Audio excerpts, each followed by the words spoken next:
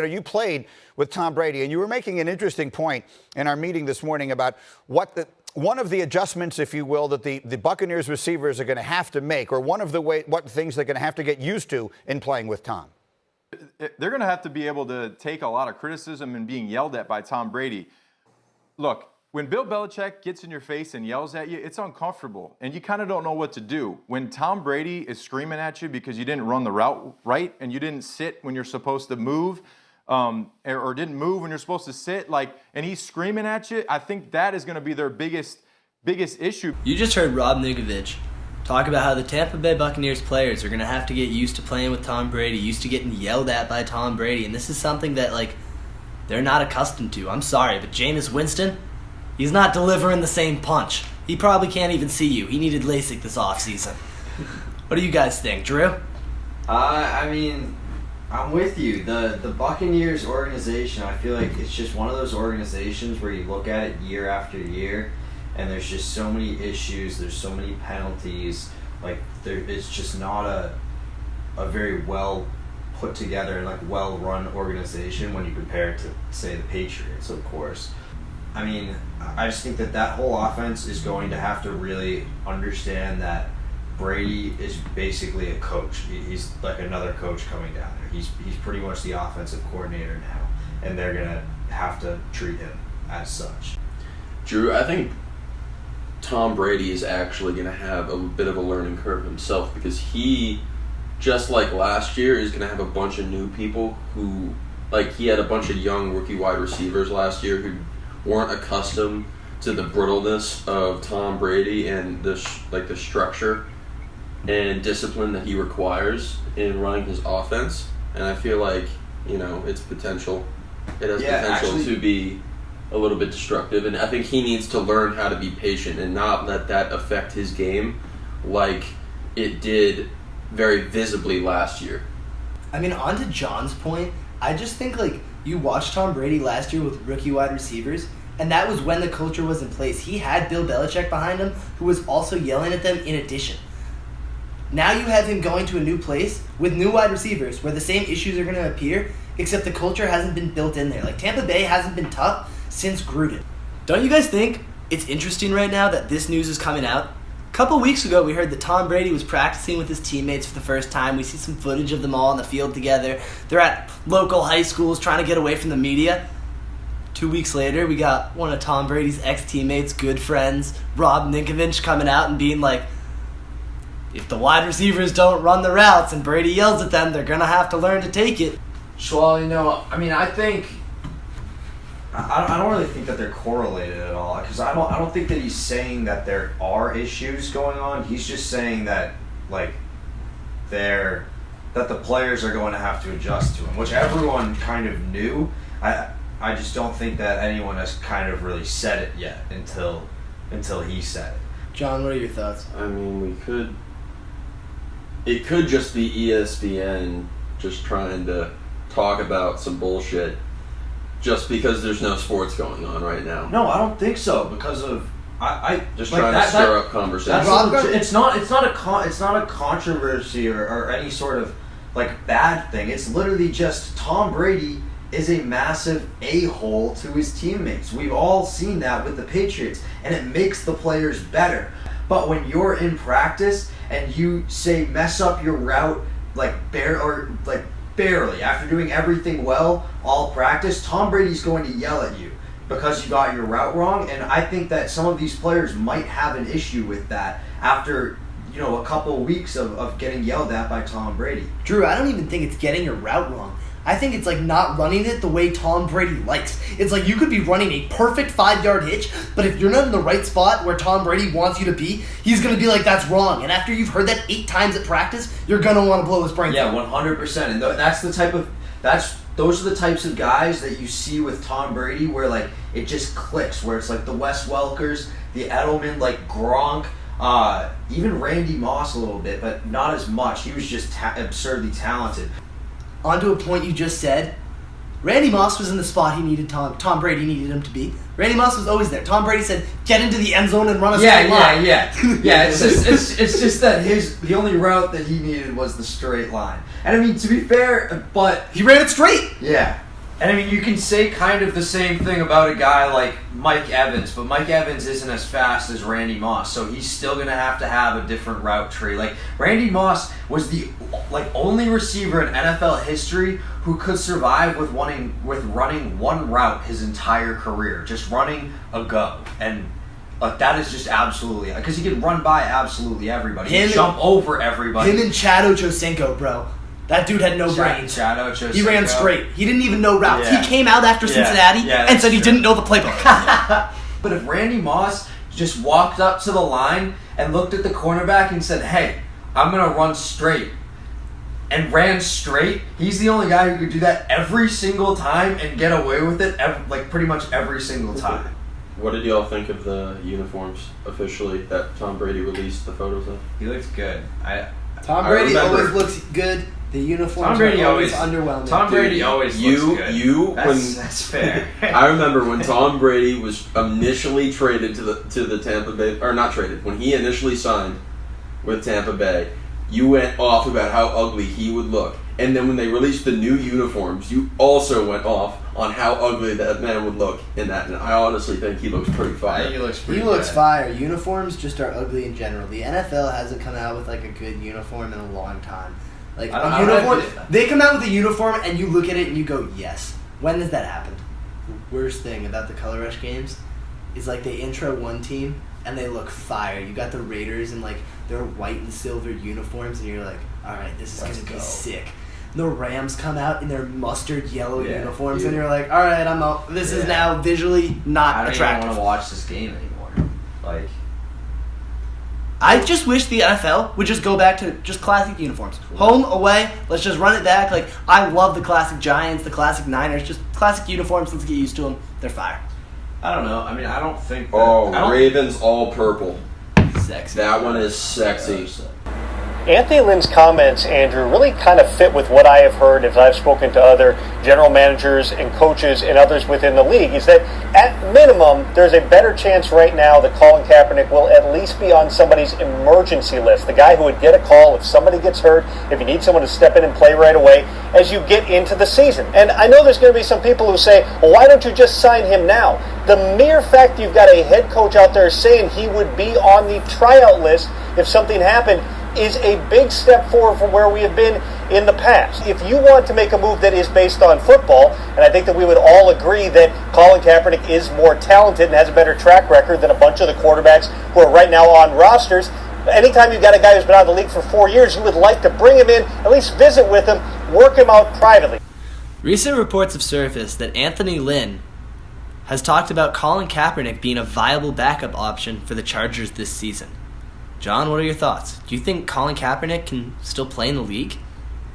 I don't think that he was a particularly stellar QB. I think he was a very athletic, fairly average throwing QB. And, clearly he could run a lot, but I don't know if he was exactly vital to that team's success because they had one really, really good year where they made it all the way to the Super Bowl and they came back from a tough deficit and they nearly won, but eventually they didn't. On to your point, John, that exact same team made it to the NFC Championship game the year before with Alex Smith. So the team around him was definitely in place. And second of all, at 34, do you think someone who relied on his athleticism as a quarterback in the NFL can come back after not playing for 4 years at that age and still be viable? No, Lucas, I don't think it's very realistic because he didn't really have the skills.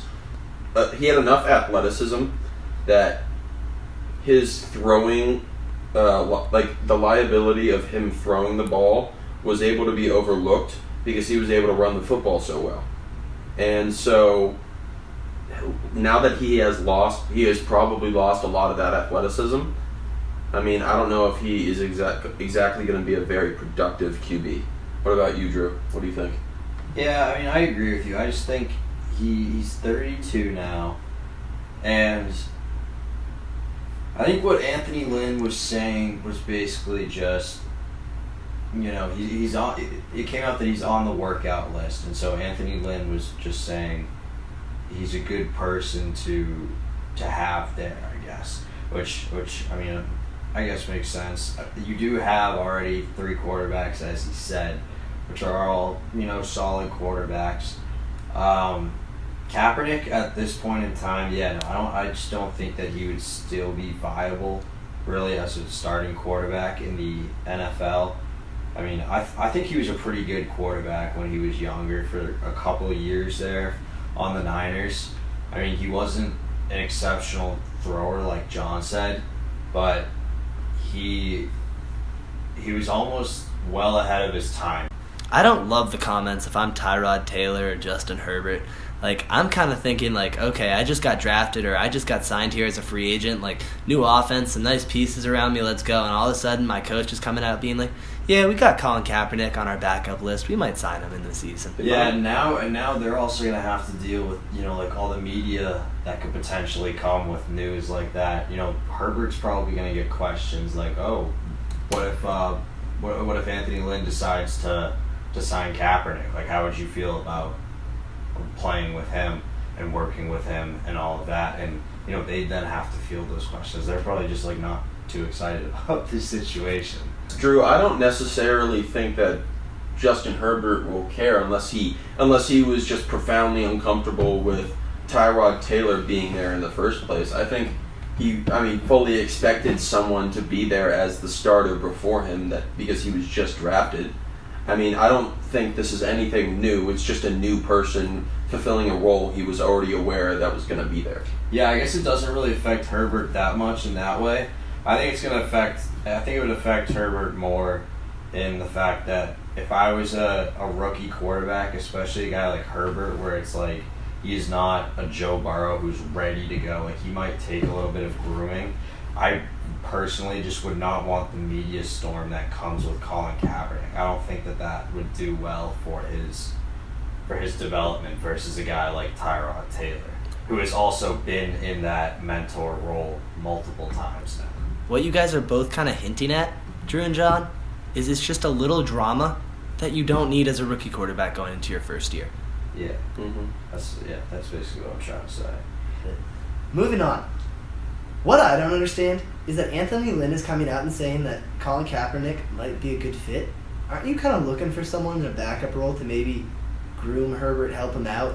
Like, Tyrod Taylor isn't even a good fit. He's not the type of quarterback that Herbert's going to end up being. Like, why aren't you looking at trying to get quarterbacks who play a similar style as Herbert and have been in the league for a while? I honestly just think that Lynn got caught off guard. I think he literally just had him on a list of quarterbacks. I assume there were probably 15, 20 quarterbacks on whatever list that Kaepernick was on.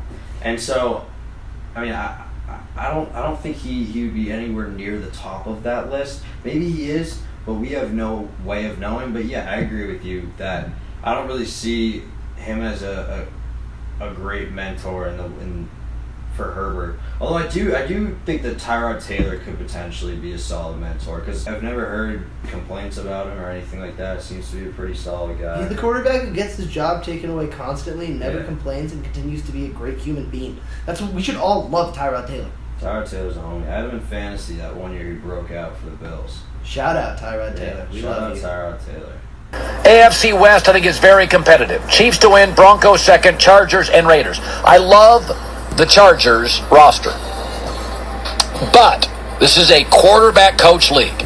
And Anthony Lynn and Tyrod Taylor in a division that's got Mahomes and Andy Reid, I think they're outgunned. And I got to tell you something.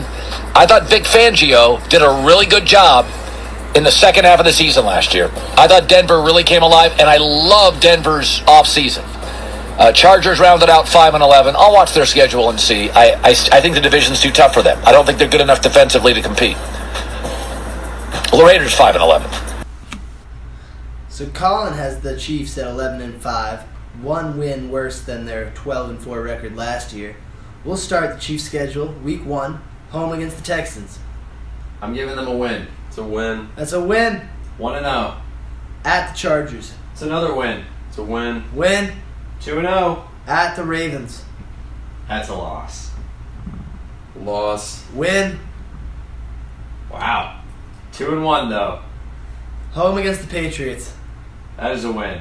It's a win. Win. 3-1. Home against the Raiders. That is another win. That is a win. Win. 4-1. Week 6 at the Buffalo Bills. That is a win. That's a win. Loss. Wow. 5-1. Week 7 at the Denver Broncos. That is a loss. It's a loss. That's a loss. 5-2. Home against the Jets. That is a win. An annihilation. Good night. Does annihilation count as a win? Yes. All right. 6-2. Home against the Carolina Panthers. That's a win. It's a win. That's a win. 7-2. Coming out of the bye, Week 11 at the Las Vegas Raiders. That is a win. Win. Win. 8-2. Week 12 at the Tampa Bay Buccaneers. That is a loss. Yeah, I'm gonna say loss. Loss. Can't wait for that one. 8-3. Week 13, home against the Broncos. That's a win. Win. Win. 9-3. At the Dolphins. That is a win. I'm gonna win. Win. 10-3. Week 15 at the Saints. That's a loss. Big loss. Pat Mahomes is gonna be embarrassed. Win. 10-4. Week 16, home against the Falcons. That is a win. Win. Sneaky loss. What? 11-4. Finishing up the season, home against the Chargers. That's a win. Sneaky loss. Win. 12-4. Final record. Same as last year. Moving on to the Chargers. Maybe a new starting quarterback. We'll see. Week 1 at the Cincinnati Bengals. That's a win. Win. Loss. 1-0. You think? Wait, I'm sorry. You think Joe Burrow is winning Week 1? Against Tyrod Taylor, yeah. I think it's feasible. I think I Joey don't B. know. I don't think it's that. I had to sit and think. Joe Burrow, in college, has the hardest rocks I have ever watched ever. Like, his rocks are like... I don't even know, bro. I don't know. I don't even know how he runs so fast with those balls. Dude. They have to be weighing him down. Yeah. Like... I think you're giving Tyrod Taylor too little credit. Yeah, but I just think... the Chargers, maybe I too am, little credit. But week 1, new franchise, kid with like... No Balls as OTAs, fuck. barely any training, doesn't have time to learn the playbook, Yes, rookie QB. That's like all the factors that lead me to think that his pure rocks are going to get him that win. Like, that's what I'm saying. You can line everything up against him, and I just think, not week 2. Week 2, he's losing to Tyrod Taylor, okay? But week 1, he's coming out. Is Joe Burrow, first overall pick. The dude has like the biggest balls I've ever witnessed. Debatable. Alright.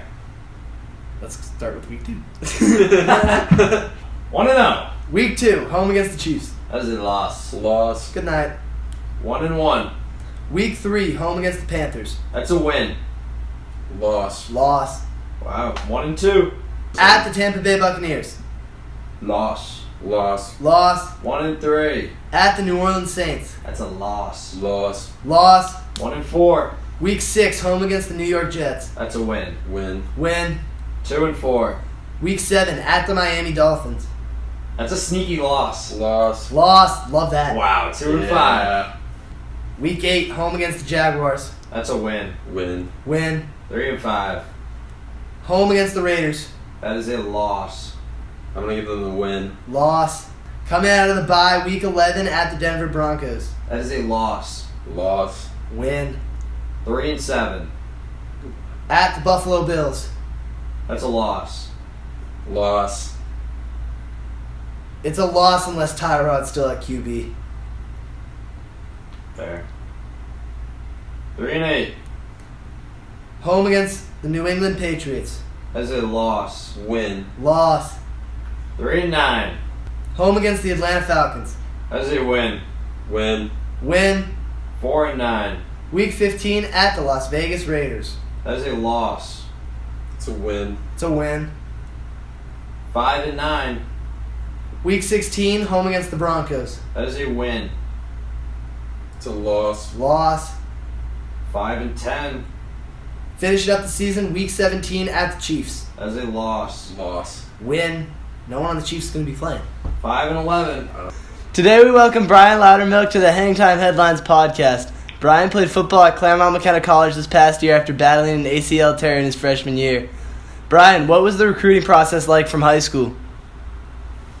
Well, first things first, thank you for having me. Appreciate it, brothers. So, on the recruiting process, it was just very low-key. I went to high school my last 2 years in Indiana, so there's not much out there.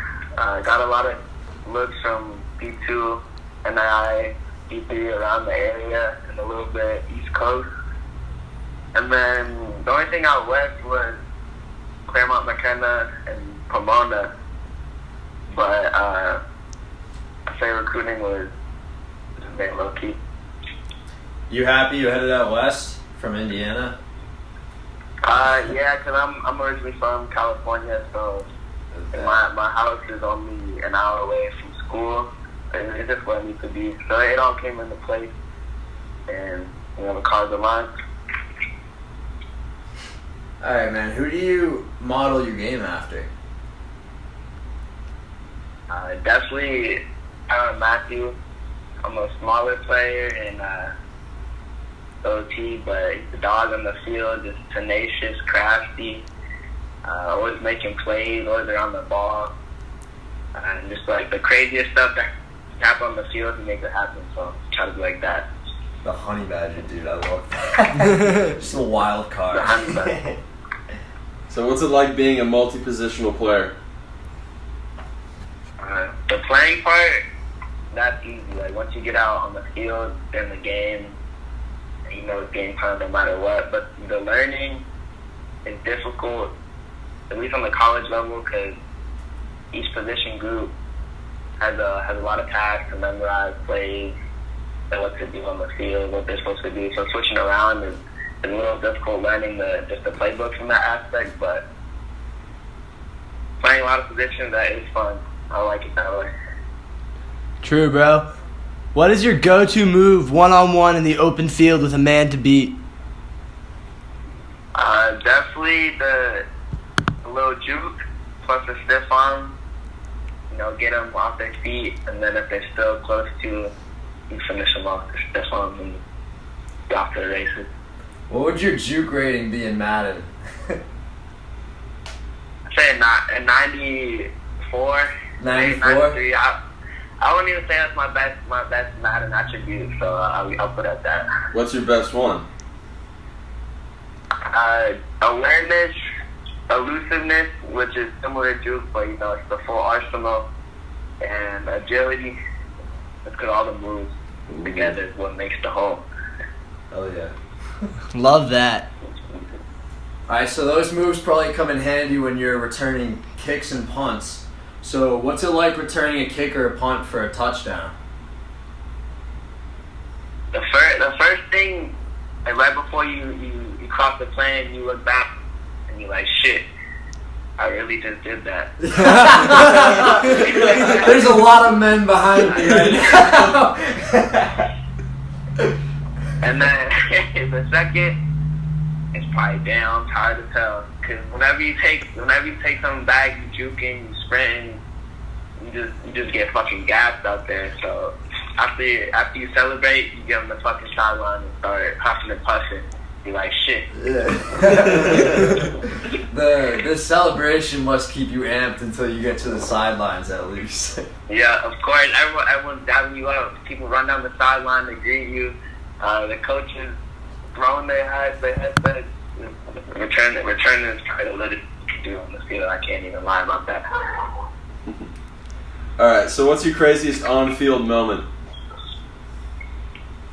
I would say my senior year, kind of like most of the game type deal. It was the first playoff game. Undefeated team coming to our house, number 2 in the state.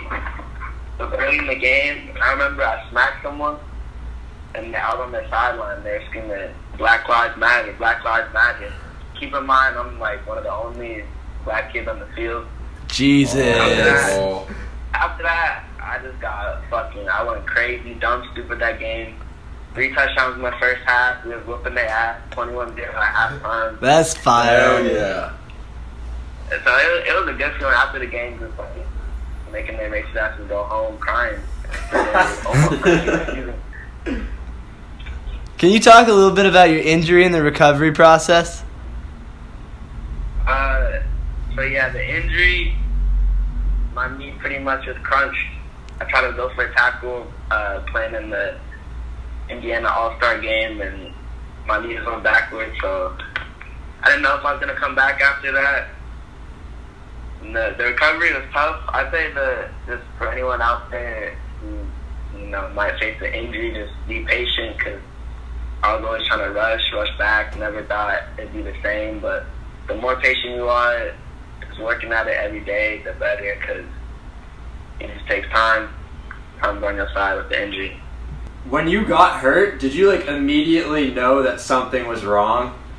Yeah, with the ACL, sometimes you could hear it, Oh, the snapping sound, but I couldn't hear mine. I just felt it, and I knew it. I didn't know it was ACL at the time, because I was like, oh, that'll never happen to me. No one thinks I'm about to get hurt, but season's over, right then. No, I didn't think that. So then I practiced on it again, and I was just hopping around, and they're like, I thought you was fast, and I was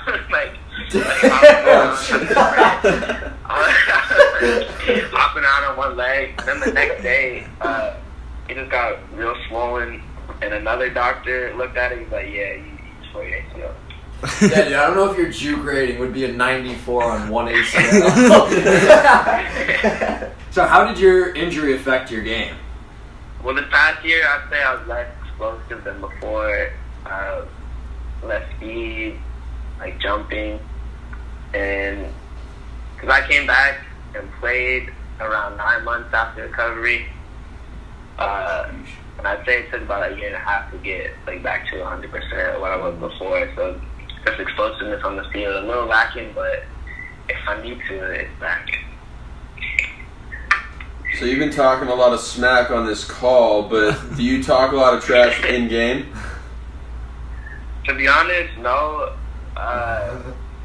Really? Just stay focused, quiet. It depends. If someone starts talking trash to me, best believe I'm gonna talk trash back. But I usually don't initiate trash talking. Yeah, your game talks enough. I got you. When I see you around campus, you're right. You're always you're pretty quiet. You're not you're pretty composed. I always assumed that you'd be getting your anger out on the field and schooling some heads. And that's just how you got along. Dude, you can't talk trash when you're 10 yards ahead of them. All right, Brian, what made you decide not to play football this fall? There's a lot of reasons. I still love the game, which is probably the toughest part, but just looking forward, I'm going to put my time and energy elsewhere. And on top of that, I've been thinking about it, but I really wanted to come back after being injured and prove to myself that I could play after such a bad injury. So after doing that, and reconsidering, I think it's just time for me to leave the game behind. It's a tough decision now. That's fair, bro. Tyrann Mathieu took a year off, so don't sleep. Coming back from an ACL tear after 7 months is mad respect. Would you, Honey Badger spirit. kind of along those same lines, considering your injury and stuff, would you let your kids play football? If they want to play, they'll play. Alright, so you have no issues with the injuries or the concussion. If they want to do that, then that's their thing. I would tell them you can fuck up your vein, but No, I got you. Yeah, I'm in the same boat as you. that sounds kind of bad since they're kids, but I feel like a lot of people play youth football. I think the positives of football outweigh the potential risks when it comes down to it. You get your occasional AB, Aaron Hernandez type people. Perfect. All right, bet, Brian, thank you so much for joining us. This interview was great. It's always a pleasure to have you on, bro. We'd love to have you back. Yeah, man, we appreciate this so much. Thanks so much, Brian. Good talking to you, man. Thank you for having me. I appreciate it. Ballin' crazy with the hang time.